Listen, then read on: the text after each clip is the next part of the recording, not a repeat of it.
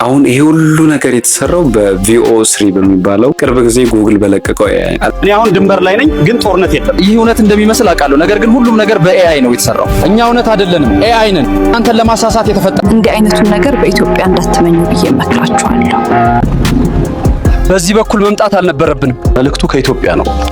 ዓለማችን ግልጽ ነው። ወደፊት የዓለማችን ፊውቸር የሚቀየረው በቴክኖሎጂ አብዛኛው ነገር የሚቀየረው በቴክኖሎጂ ነው። ይህንን ማንም ሰው ያምን። ግን በዚህ ልክ የኤአይ በተለይም የአርቲፊሻል ኢንቴሊጀንስ አካሄድ እዚህ ልክ መሆኑ በጣም አስገርም። እኔ ብዙ ኤአይዎችን አውቃለሁ፣ በተወሰነ መልኩ ያየዋቸው ያስገረሙኛል። ቪኦ3 ግን በጣም ከምላችሁ በላይ ሾክ ያደረገ። እኔ እንጃ እኔ ብቻ ነኝ ወይስ ብዙዎቻችሁ ይህንን ነገር እንዴት እንዳያችሁት አላውቅም። ይሄኛው ቪኦ3 የሚባለው ከዚህ በፊት ቪዲዮ ሜከር ነው። ያው ይሄኛው ኤአይ እና ቪዲዮ ሲሰራ ግን በጣም አስደንጋጭ እና አነጋጋሪ የሆነ አሰራር ነው። እንደ ኢንቪዲዮ ኤአይዎች አሉ፣ የተለያዩ እንደ ሊዮናርዶ ኤአይ፣ ቻት ጂፒቲ፣ ቻት ቦቶች የተለያዩ ነበሩ።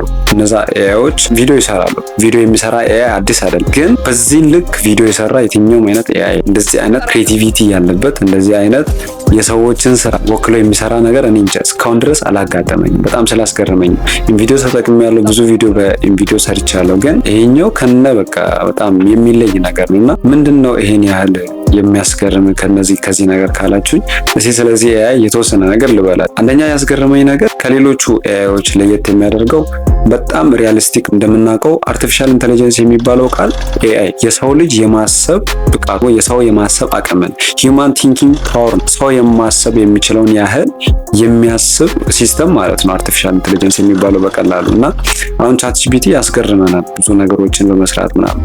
አሁን ይሄኛው ግን በቃ ሰዎች ብቻ ሊሰሩት የሚችሉት አሁን ሙያ አለ። እሱ ምንድነው? ፊልም መስራት።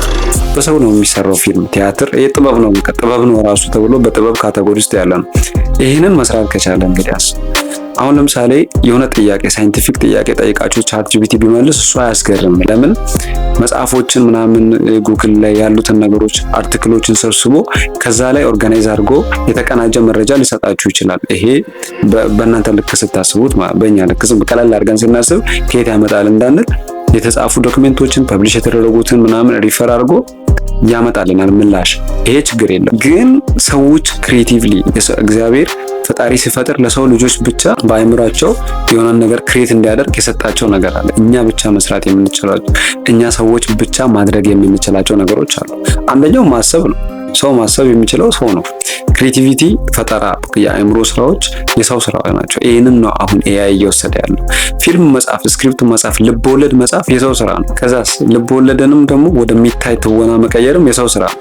አሁን ኤአይ ምንድነው እያደረገ ያለው? ልቦለዱን አንድ ደራሲ ይኖራል። ያ ደራሲ በቃ ማንም ሰው ደራሲ መሆን ቀለል አድርጎ የጻፈውን ነገር ፕሮምፕት ይጽፍለታል፣ ወይም ደግሞ ቴክስት ሀሳብ ይሰጠዋል። እስቲ እንደዚህ የሚያወራ መልኩ እንደዚህ የሆነ ሰው ክሬት አድርግልኝ። ከዛን ቆጭ እሷን ክሬት ያደርጋል ማለት ነው። ይሄ አስደንጋጭ ነው። ይሄ አስደንጋጭ የሚሆነው ለምን እንደሆነ ታውቃላችሁ? ይህንን ስራ መስራት የሚችሉት በዋናነት ሰዎች ስለሆኑ፣ ስለዚህ ሰዎች የሚሰሩትን ስራ ነው በጣም የሚወስደው። በሰው ልጅ ብቻ ሊሰራ የሚችል ፊልም ተዋናዮችን በጣም አፕሪሺየት ያደርጋሉ የትኛውም የዓለም ሶሳይቲ። ሆሊውድ ብትሩ የውጮችም የፊልም ኢንዱስትሪ በጣም የሚወደድ የሚደነቅ የሙያ ዘርፍ ነው። ይህንን ነው እየቀማ ያለው ማለት ነው ቪኦ3 የሚባለው። እና ኮምፕሊትሊ የሰጣችሁትን ሀሳብ ወደ ቪዲዮ ቀይሮ ያስደምማቸዋል። በጣም ጠብቆ በአማርኛ የተሰራው ራሱ በአማርኛ ላይ ይሄን ያህል ከተራቀቀ ያኛውን በቃ ሌላ ታሪክ ውስጥ ነው የገባው። እና በጣም ስላስደነቀኝ ነው። ደራሲዎች ምናልባት ወደፊት በድርሰት ላይ የተሰማሩ ሰዎች በቃ በጣም ያተርፉበታል። ለምን?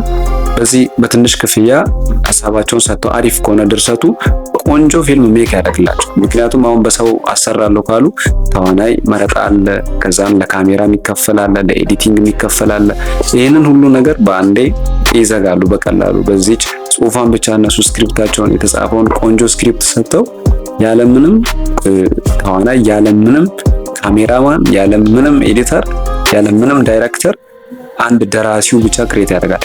ይሄ ከገበያው ማንን ነው የሚያስወጣው ማለት ነው? ተዋናዮችን ያስወጣል፣ ካሜራማኖችን ያስወጣል ማለት ነው። ይሄኛው ኤአይ አሁን ወደ ስራ ሲገባ እስካሁን ድረስ ሞክሬ ነበረ። እኔም በኢትዮጵያ አይሰራም፣ በእኛ ሀገር አልተከፈተም። አይደለም ኢትዮጵያ ውስጥ ዓለም ላይም እስካሁን ድረስ በትንሽ ሀገራቶች ብቻ ነው የተፈቀደው። በክፍያ ነው የሚሰራው።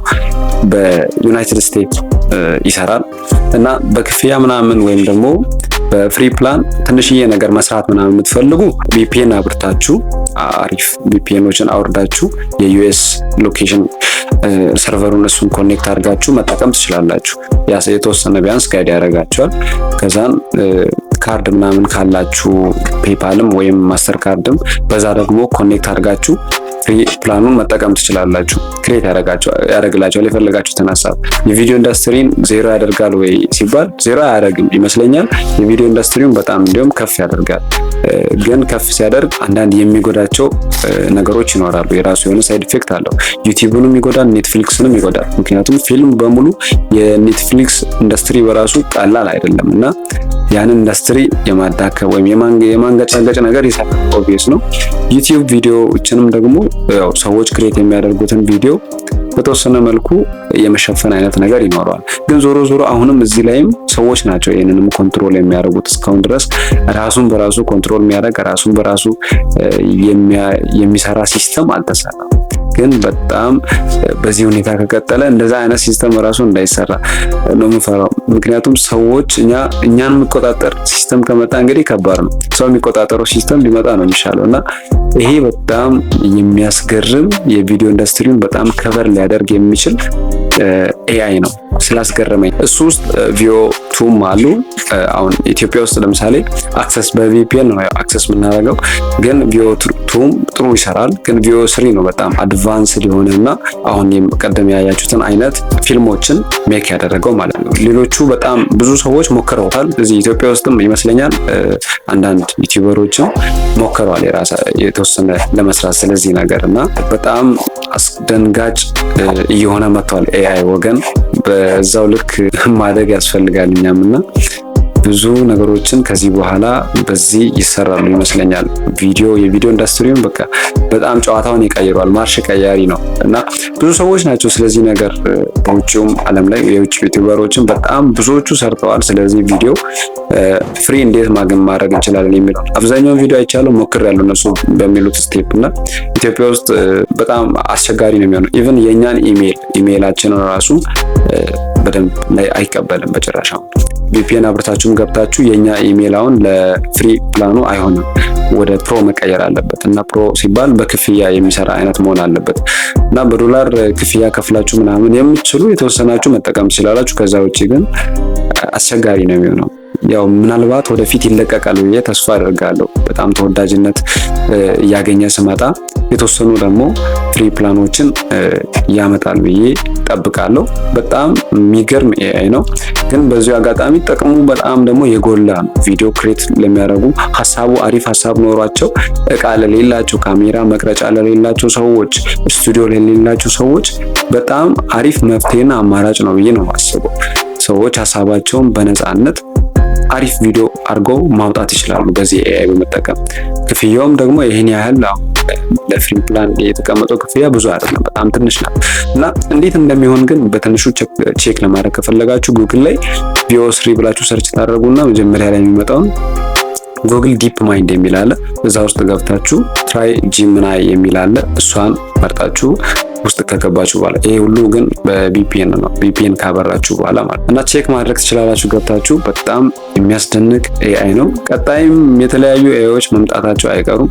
ከዚህ የሚበልጥ ደግሞ እስቲ ምን እንደሚመጣ አይታወቅም፣ ማን እንደሚሰራው ከኢትዮጵያም የአበሻ ክሬተርም ሊሆን ይችላል እና አዳዲስ ነገሮችን፣ ሳይንቲፊክ ትሩዞችን፣ ኤጁኬሽናል እውነታዎችን ወደ እናንተ የምናደርስበት ጠቃሚ ነገሮችን ብቻ ሼር የምናደርግበት ቻናል ነው።